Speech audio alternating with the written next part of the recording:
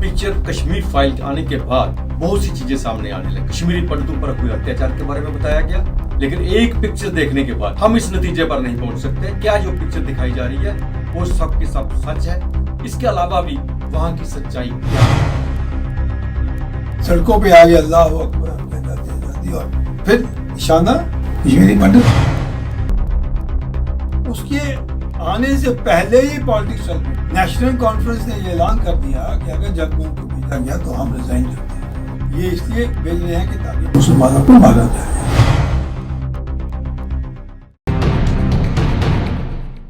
नमस्कार, विशेष बात में एक बार फिर आपका स्वागत है और मैं हूं दर्शपन गुप्ता। पिक्चर कश्मीर फाइल आने के बाद बहुत सी चीजें सामने आने लगी। कश्मीरी पंडितों पर हुए अत्याचार के बारे में बताया गया और बहुत से लोगों ने इसे दूसरे तरीके से भी क्रिटिसाइज करना शुरू कर दिया, उंगलियां उठानी शुरू कर दी।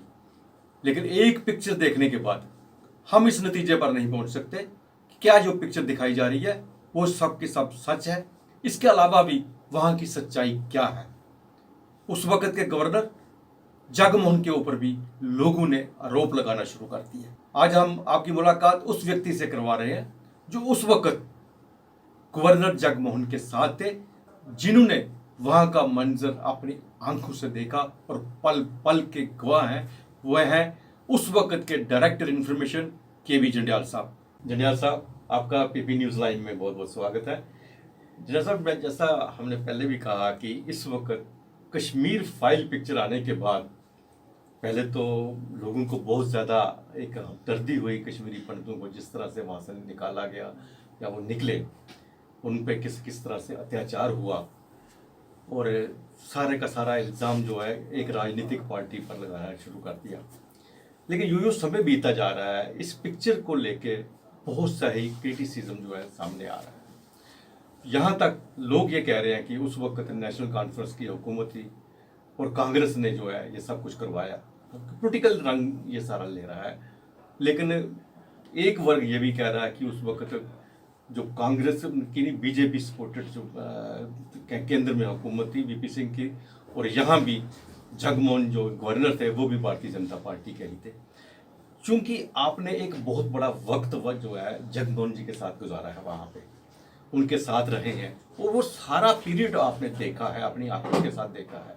और यहाँ तक मैं ये भी कह सकता हूँ कि उस वक्त अगर उसके बाद भी जब सेकंड टर्म में भी जब जम्मू कश्मीर में अगर हुकूमत थी तो वो दो ही आदमी चला रहे थे, एक जगमोहन साहब जो अपने ऑफिस में बैठ के चला रहे थे और एक आप थे जो स्पोक्स पर्सन थे, जो हर चीज़ लोगों तक, मीडिया तक, इंटरनेशनल मीडिया तक हर चीज़ पहुंचा रहे थे। इस बात को लेके अब क्या पोजीशन थी, थोड़ा सा मैं चाहता हूं कि हमारे दर्शकों को आप बताएं। दर्जी जी बहुत बहुत शुक्रिया, लेकिन मैं ये मानने को तैयार नहीं कि एक जगमोहन जी चला रहे और एक दूसरा मैं चला रहा था। नहीं, ऐसा नहीं है।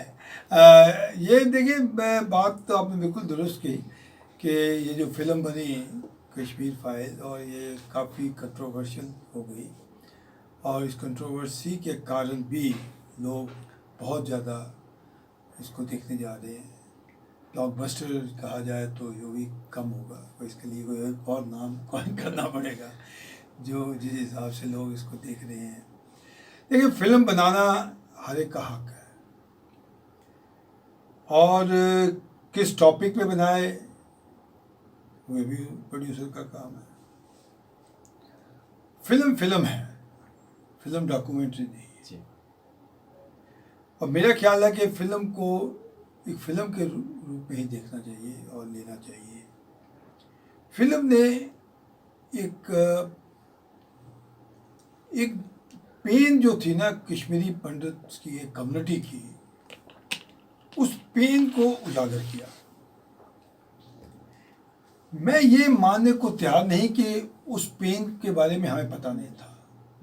बिल्कुल, we were witness to that pain. ऐसी बात नहीं है, हम अभी जिंदा हैं, हमारे सामने ये सब कुछ हुआ और ऐसा कुछ नहीं कि जो, लेकिन एक ऐसी जनरेशन है ऑल ओवर इंडिया जो भूल गई थी और जो 30 साल हो गए, अब उनको जो बच्चे उस समय बाद में पैदा हुए वो उस समय नौजवान हैं, शायद वो उनको सुनी सुनाई बातों पे या अदरवाइज जो पढ़ने में जो कम मिलता होगा, क्योंकि जैसे आपको पता, आप तो अखबारों में और न्यूज़ से व्यवस्था रहे, हर न्यूज़ की एक शेल्फ लाइफ होती है।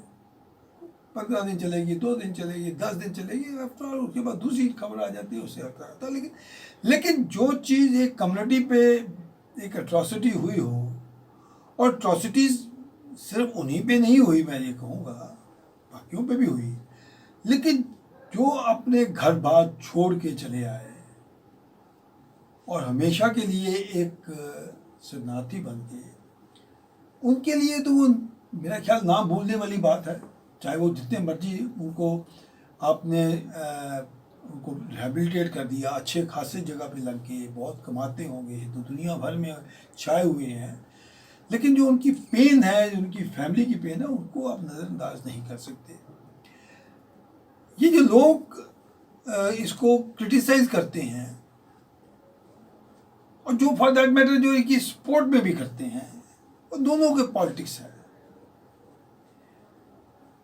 क्रिटिसाइज करने वालों को हक नहीं कि एक कम्युनिटी जो वहाँ से निकाली गई या उन्हीं की भाषा में निकल गई, उसके बारे में भूल जाओ। ये उनका कहना, कि ये कहना फिर हिंदू और मुसलमान की बात। कश्मीरी पंडितों की माइग्रेशन पहली दफ़ा नहीं हुई जी कश्मीर से, कई दफ़ा हो चुकी है, हिस्ट्री गवाह है। और इसलिए भी मैं समझता हूँ कि अगर ये कहना नेशनल कॉन्फ्रेंस का, ये कहना या और पार्टियों का कहना कि मुसलमान भी मारे गए, ये भी दुरुस्त है। ये भी दुरुस्त है कि कश्मीरी पंडितों से ज़्यादा मुसलमान मारे गए, लेकिन ये देखने वाली बात है कि एक माइनॉरिटी जो उस माहौल में अपने आप को एडजस्ट नहीं कर सकती थी, और एक जो एक नैरेटिव और एक परसेप्शन क्रिएट हो गया था कि 26 जनवरी को कश्मीर आज़ाद हो जाएगा, तो उसमें सबसे पहले जो सस्पेक्ट नज़र आते थे वो कश्मीरी पंडित थे। उनकी वो पूरी जो मैं कहूँगा जो स्ट्रेटजी या उनका जो प्लान था, वो कश्मीरी पंडित उसमें आते थे, और इसलिए भी आते थे कि कश्मीरी पंडित ही एक बड़े पढ़े लिखे समझे जाते थे, और उनका ही एक बोलबाला होता था, चाहे मीडिया में ले ले या अदरवाइज ले ले, वो ही। और वो जो मुस्लिम भाइयों के थे, उनके भी सलाहकार वही थे। और एक दफ़ा ये भी होता था, मजाक की बात तो है ये तो, कि ये जो उन्होंने सोचा कि जब हम ये आज़ाद कश्मीर बन जाएगा हमारा, तो इसको चलाने के लिए हमें पंडित चाहिए होंगे जी, क्योंकि उनके बिना हम शायद ये ठीक तरह चला ना पाएंगे। और ये, लेकिन पंडितों के बारे में, जो कश्मीरी पंडितों के बारे में ये है कि जब आप सिलेक्टिवली उनको करते हैं, और वो उन वक्त के नारे जो लगते थे मस्जिदों से, जो ऐलान होते थे, और फिर हजूम जो सड़कों पे आता था, हम क्या चाहते हैं आज़ादी, अल्लाह अकबर, और उनको फोर्स किया जाता था कि कश्मीरी पंडित साथ चलो। उस माहौल में लाजमी है कि वो कम्युनिटी अपने आप को इनसिक्योर समझती है, और उनकी इनसिक्योरिटी और बढ़ जाती है जबकि वहाँ एडमिनिस्ट्रेटिव और पुलिस का ढांचा कोलैप्स कर चुका हो। तो उस माहौल में ये कहना कि वो जगमों ने भेजा, जगमों से अगर आप देखें, मैं तो काफ़ी क्लोजली रहा हूँ। मुझे याद है कि जब गवर्नर साहब को 19 शायद जनवरी को आए, वो 19 जनवरी को 90 में जनवरी में आए, उससे पहले 16 जनवरी को या 15 जनवरी को यहाँ के जो पंडित सभा थी जम्मू में, उन्होंने एक मेमोरेंडम दिया था जनरल के.वी. कृष्णा राव जी को, वो उस समय के गवर्नर थे। उन्होंने यही कहा था, हमारे लोग वहाँ इंसिक्योर हैं, उनको निकालो वहाँ से, उनकी हिफाजत कैसे की जाए। तो वो बात अलग है। और दूसरी बात जो एक कहूँगा जो वॉल्केनो फटने वाली बात थी, जिस रोज जगमोहन जी ने यहाँ पर जम्मू में हल्फ ली, उसी रात को कश्मीर में डाउनटाउन में पुलिस ने सर्चेज शुरू कर दी। ये 90 की बात है, जिस दिन 19 जनवरी 90 की बात है। और अगर आप ये जो किताबें लिखी गई इन चीज़ों के बारे में, बड़े लोगों ने लिखी और कुछ इनसाइट भी है। जगमोहन जी ने खुद लिखी माई फ्रोजन टर्बुलेंस, वेद मड़वा एडवाइज़र थे, उन्होंने भी लिखी, मूसा रजा ने भी लिखी, मतलब बड़े लोगों ने लिखी किताबें। अगर आप उस समय की किताबें देखेंगे तो आपको पता चलेगा कि उस समय के डीजीपी ने, सक्सेना साहब ने ये ऑर्डर दिया। और उन्होंने जो, ये कहना मेरे लिए वाजिब नहीं होगा, बट कमेंट करने वाले जिन्होंने एनालाइज किया कि उन्होंने गलत फैसला जो किया कि पुलिस, लोकल पुलिस को छोड़ के उन्हें सीआरपी वालों को कहा सर्चेज करो जी। नतीजा क्या हुआ? लोग बाहर आ गए, सड़कों पे आ गए, अल्लाह अकबर हम क्या चाहते हैं दादी, और फिर निशाना कश्मीरी पंडित। क्यों? कि वो सिंबल ऑफ इंडियनिज्म थे, इंडियन नेशन का कश्मीर में वो सिंबल थे, इसलिए उन पे टारगेट होना, उन पे शक करना, चाहे वो मिलिटेंट थे, चाहे वो अर्चन थे, जो भी थे, जो भी आप कहें उनको, वो है, तो वो उनका टारगेट होना एक लाजिम था। और उसमें लाजमी तौर पे किसी कम्युनिटी को अपनी हिफाजत, अपनी जान बचाने का हक है। मुझे लगता है आप तो अच्छी तरह जानते हैं कि 1984 से लेकर 89 तक जब जगमोहन जी यहाँ पे थे, गवर्नर थे, तो उस दौरान इतनी डेवलपमेंट जम्मू कश्मीर की हुई थी, बहुत ज़्यादा डेवलपमेंट हुई थी। जहाँ तक जम्मू की नहीं, कश्मीर के अंदर भी यही बात की जाती थी कि गवर्नर जी ने बहुत ज़्यादा डेवलपमेंट की है। यही एक रीज़न था कि जब आहिस्ता आहिस्ता जम्मू कश्मीर के अंदर टेररिज्म बढ़ना शुरू हो गया, इनको लग रहा था कि गवर्नर जगमोहन को वापस भेजा जाएगा तो शायद ये कंट्रोल कर लेंगे, क्योंकि इनकी एक बहुत अच्छी छवि वहाँ पे बनी हुई है, इसलिए 90 में इनको दोबारा वहाँ भेजा। नहीं, बिल्कुल ठीक कहा आपने। देखिए, जगमोहन जी वैसे तो कहा जाए तो कंट्रोवर्शियल भी थे। अगर हिस्ट्री में देखा जाए कि फारूक अब्दुल्ला को जो टॉपल किया गया, वो मिस्टर BK नेहरू ने रिफ्यूज़ किया था, मैं ये नहीं कर पाऊँगा, और वो चीज़ जगमोहन जी के तौर पे हुई। और लोग कहते हैं इंदिरा जी ने जगमोहन जी को इसीलिए भेजा था, फारूक अब्दुल्ला को सबक सिखाने के लिए।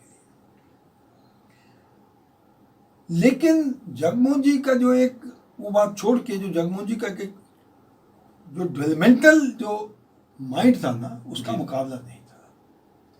अगर आप देखें ये वैष्णो देवी जी जो हमारी श्राइन है, इसका टेक ओवर करना और किस स्ट्रेटजी में करना, मुझे वो भी दिन याद है। और उसके बाद अब जितनी देर वो 2-3 साल यहाँ रहे, क्या उन्होंने डेवलपमेंट का वो किया, रातों रात चीज़ें होने लगी। और एक जहाँ आपके पत्थरों पे चला करते थे, वहाँ टाइलें लग गई और सब चीज़ें होने लगी। तो उनका माइंड था। और इसीलिए जो आपने बिल्कुल दुरुस्त कहा आदर्श जी, मैं तो ये भी कहूँगा कि गवर्नर रूल जब वो गुल शाह की गवर्नमेंट को डिसमिस किया, तो जब गवर्नर रूल लगा 6 महीने के लिए, तो 4-4.5 महीने जगमोहन जी कश्मीर में रहे। और जो कश्मीर में उन्होंने डेवलपमेंट की, वो कश्मीर के लोग उनको बहुत ज़्यादा प्यार करते थे। यही कारण है जब राजीव अकॉर्ड और फारूक अब्दुल्ला अकॉर्ड के बाद 6 महीने के बाद जब जम्मू में फारूक अब्दुल्ला को दोबारा हल्फ दिलवाया गया रात के 12 बजे जी राजभवन में, तो फारूक अब्दुल्ला ने उस गैदरिंग में ये कहा था कि अगर इसमें 2 डब्बे रखे जाएं, बिल्कुल सही कहा, एक जगमोहन जी का और एक हमारा हो, तो हमारा खाली रहेगा, जगमोहन जी का वोटों से भरा होगा। वो इसीलिए था कि वो उनको पता था कि कश्मीर में लोग इसको पसंद करते हैं, वो चीज़ें की थी। लेकिन यही सोच के VP सिंह गवर्नमेंट ने उनको भेजा। मुफ्ती सईद जो थे होम मिनिस्टर थे, चूँकि मुफ्ती सईद जम्मू कश्मीर के रहने वाले थे, उनको कश्मीर के बारे में पता था कि जगमोहन को कितना लोग प्यार करते हैं और इस हालात में शायद वो प्रिवेल कर पाए ये। लेकिन उसके आने से पहले ही पॉलिटिक्स चल पड़ी। नेशनल कॉन्फ्रेंस ने ये ऐलान कर दिया कि अगर जगमोहन को भेजा गया तो हम रिजाइन कर देंगे। ये इसलिए भेज रहे हैं कि ताकि मुसलमानों को मारा जाए। तो उस कंट्रोवर्सी में जब आए तो लाजमी तौर पे वो छवि जो थी उस वक़्त, एक तो नेशनल कॉन्फ्रेंस की उस वक़्त साख कुछ नहीं थी, साख वहाँ कश्मीर में ख़त्म हो चुकी थी, मिलिटेंटों ने कब्जा कर लिया हुआ था। लेकिन उनके ये एक एक्शन से भी आम लोगों में भी ये हो गया कि ये स्पेशल मकसद के लिए भेजा गया। जनरल साहब, इस वक्त जो पोजीशन बनी हुई है इस कश्मीर फाइल पिक्चर के बाद, उसमें ज़्यादा जो हर मुसलमान उसको अपने आप को यही समझ रहा है कश्मीर के अंदर, ये हम पे आरोप लगाए जा रहे हैं। हर मुसलमान यही समझता है, जबकि ये फैक्ट है कि वहाँ का हर मुसलमान जो है मिलिटेंसी में इनके साथ नहीं था, डर के साथ था। देखिए, ये तो लाजमी तौर पे किसी पे ये कह देना कि वो हर एक आदमी हार्डवेयर है, सिंपथाइज़र है, मिलिटेंसी की में करता, वो कहना तो मुश्किल है, ये कहना वाजिब नहीं होगा। ये उस वक़्त 90 में जो एडमिनिस्ट्रेटिव और पुलिस का जो कोलैप्स हुआ, वो एक रीज़न था कि वो शायद वो प्रिपेयर नहीं थे। और एक हवा चलती है जिसे कहते हैं ना कि वो आज़ादी इज राउंड द कॉर्नर। उस माहौल में जो लोग ना भी उसके साथ हों, वो भी कहते हैं यार हम तो अब जा रहे हैं, चुप रहो तो बेटर है। मतलब हर आदमी को ये एक ख्याल था कि गया हम हिंदुस्तान से अलग हो रहे हैं, तो ये लाजमी तौर पे होता है। पर पूरी कम्युनिटी को कहना ये जायज़ नहीं है। और मेरा ख्याल है कि ये जब आप हिस्ट्री लिखते हैं, जब आप कोई इवेंट के बाद आप एनालाइज करते हैं, आप उस मौके के उस वक़्त की जो सेंसिटिविटी होती है उसको आप नज़रअंदाज कर जाते हो। मैं करूं या ना करूं, कोई फॉर्म लाइन नहीं होती है कि मैं ये करूं ये हो जाएगा। हो भी सकता है, उल्टा भी हो सकता है, ये मतलब हर जगह होता है। तो वो उस वक़्त का क्रिटिकल जो माहौल था, उसमें जो भी डिसीजन लिए जाते थे और उसका जो फॉल आउट हो जाता था, जो मर जाते थे बाई चांस, बंदूक हाथ में पकड़ी है। उस वक़्त पुलिस और जो फौज जो थे, सीआरपी वालों को तो पता ही नहीं था कि मिलिटेंसी को कैसे करना है। एक बंदूक इनके पास थी, एक बंदूक उनके पास थी, जिसने पहले फायर किया हो गया और उसके बाद हो गया। तो ये बड़ा अनफॉर्चुनेट एक माहौल था। उसमें बहुत जाने भी गई, बेबाक सा अननेसेसरली गई मेरे हिसाब से, तो कुछ जाने नहीं चाहिए थी। पर मैं उसका कोई उस सिचुएशन ऐसी क्रिएट हो जाती है जिसका आप दोष दे सकते हो, रोका नहीं जा सकता। सर, एक चीज़ थी वहाँ पे जनरल साहब कि मुसलमानों को जो थ्रेट था, मुसलमान मारे भी जाते थे, लेकिन उन्होंने कश्मीर छोड़ा नहीं था। ये सबसे एक बड़ी बात है। और दूसरी बात है कि वो उन्होंने छुपा के रखा, हर चीज़ को छुपा के रखा।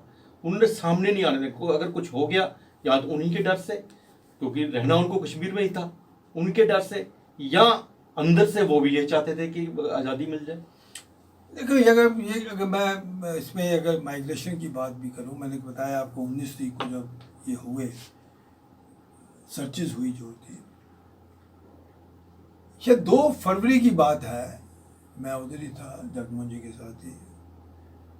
2 फरवरी को पहले 1 फरवरी को एक सतीश टिक्कू नाम का हवा कदर में एक पंडित था, कश्मीरी पंडित, जो मार दिया गया, उसके घर के बाहर ही मार दिया गया।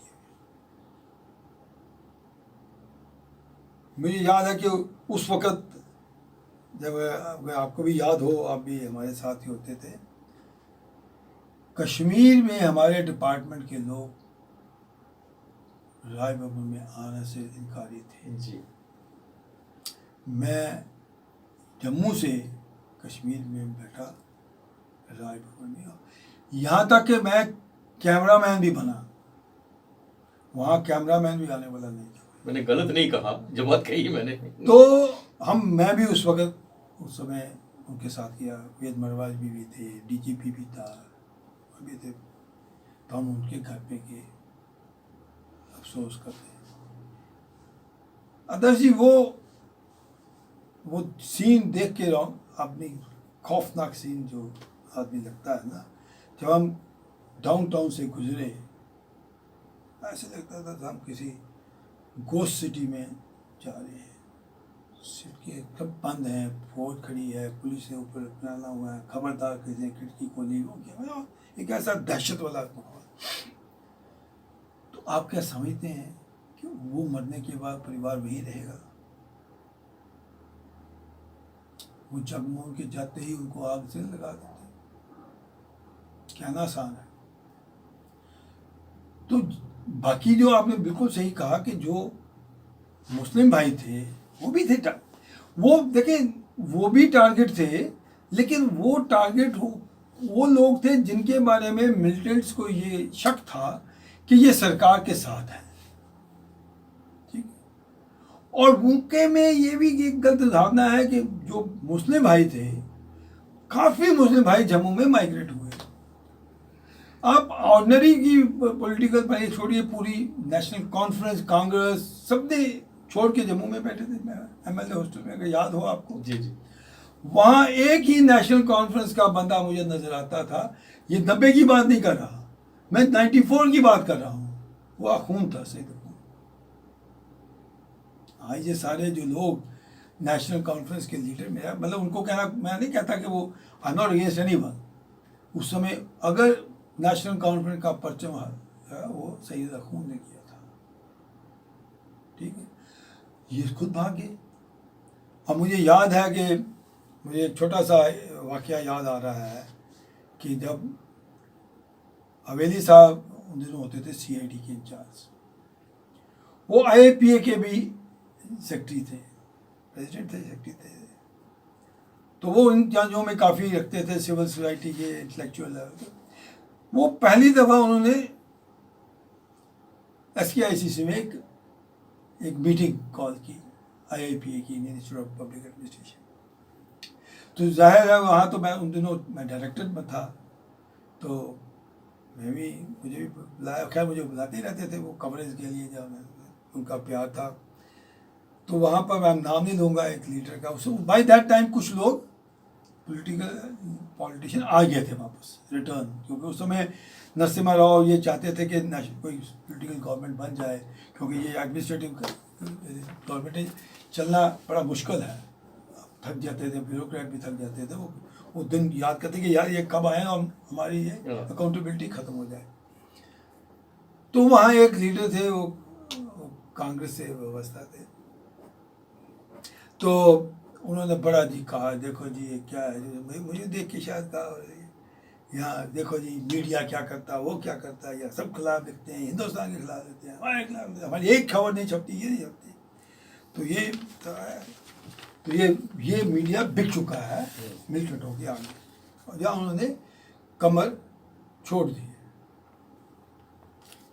उन्होंने उनको छोड़ दिया अपने आप। मैंने कहा जनाब पहले ये बताइए कि आप यहाँ पर जब मिलिटेंसी हुई, administration collapse, police collapse, political authority collapse, सब चीज़ें होने के बाद आप कैसे समझते, मीडिया ही आपका झंडा लेके खड़े होगा जी। ये सब चीज़ें ख़त्म हो चुकी थी, अब रिवाइव करने की बात करो। तो ये सम अप करने की बात थी मेरी, कि वो हालात ऐसे थे जिसमें कुछ भी कर पाना। बिल्कुल सही कहा जनरल साहब। पीपी न्यूज़ लाइन से बात करने के लिए, इतना समय देने के लिए आपका बहुत बहुत धन्यवाद। थैंक यू, शुक्रिया। तो ये थी हकीकत 1990 की, 1990 की नहीं बल्कि उससे पहले की भी, वहाँ के हालात की। और आज हम एक पिक्चर देखकर, एक कश्मीर फाइल को देखकर किसी नतीजे पर नहीं पहुंच सकते हैं। आज के लिए बस इतना ही। अगले प्रोग्राम में फिर आपसे भेंट होगी, तब तक इजाजत दीजिए। नमस्कार।